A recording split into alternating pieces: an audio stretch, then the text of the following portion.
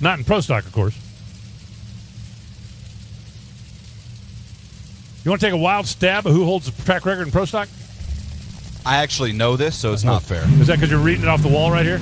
Actually, I didn't even realize it was on the wall right there, to be honest with you. I just did my homework coming into the week. Do you know the significance of it? Uh-oh. Mike Salinas had the throttle hang up at the end of the burnout down there. He's able to get her shut down, but Mike Salinas is not going to make this run. He just shut it off.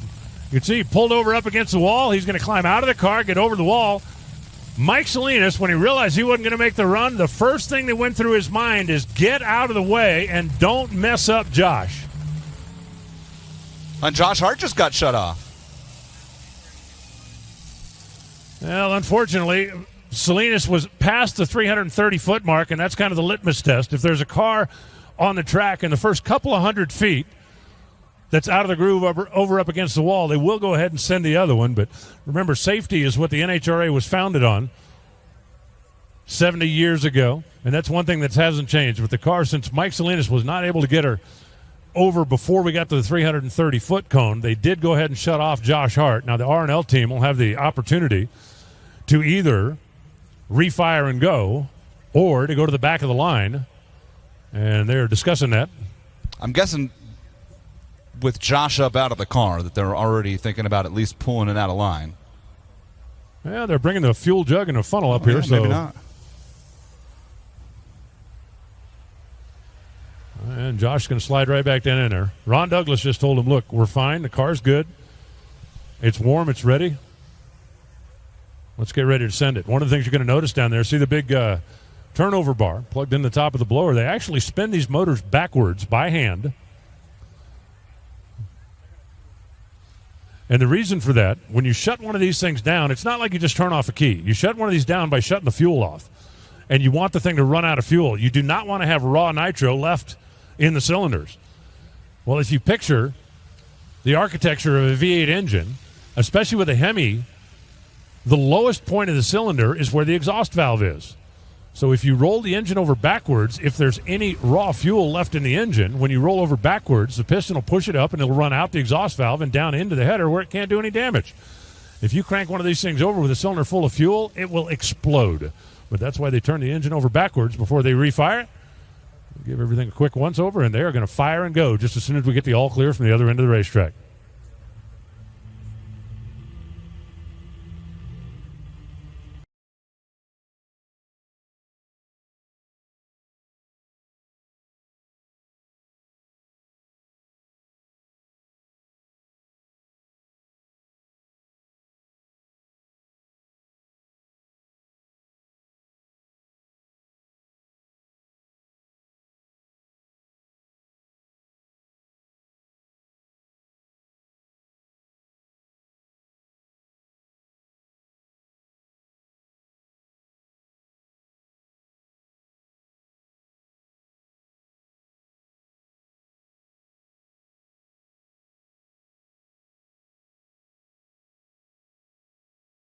Breaking news, we have a schedule update.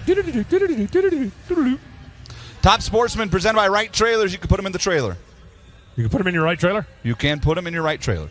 You are done for the day. Top Sportsman, you're done for the day. Also, the Rocky Mountain cars, Junior Street, and Street Legal. You are done for the day. So, Top Sportsman, presented by Wright Trailers, Rocky Mountain, Junior Street, and Street Legal. You're done for the day. Everybody else will run as scheduled before we bring our Camping World Series back. Now, who's everybody else? Mile High 10.5 shootout. Uh-huh. Dodge shootout. Uh-huh. And the Junior Drag Racing League shootout. Cool. And then Mountain Motor. Pro Even stock. cooler. We are on the mountain. I understand. So you have to have Mountain Motor Pro Stock. It's like a requirement. Okay, can we go back to the Pro Stock track record, which is not going to be broken? Correct. And the significance, I was kind of interested in that part. What is the Pro Stock track record was set here when the Pro Stock machine still had carburetors on. Right, okay. It has not been approached since then. R&L carriers, they will ship anything, anywhere, anytime. I promise you.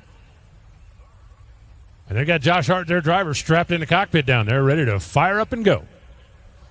R&L Carriers, by the way, is hiring. Are you a CDL driver that's thinking about making a move? Go by and see Josh Hart in between rounds.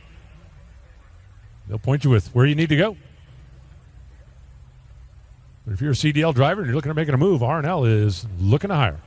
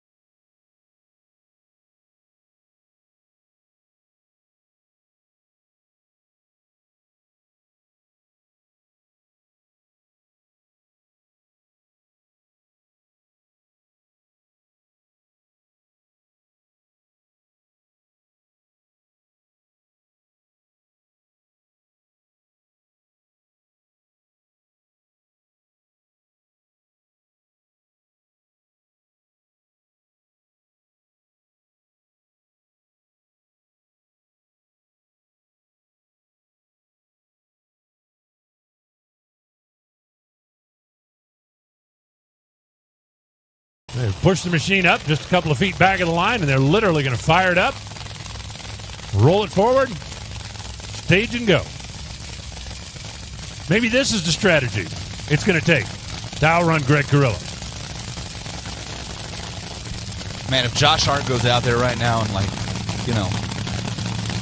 runs a 79, everybody behind him is going to come up there and shut the thing off after the burnout. No, they're not. Can we start it again? Start it again.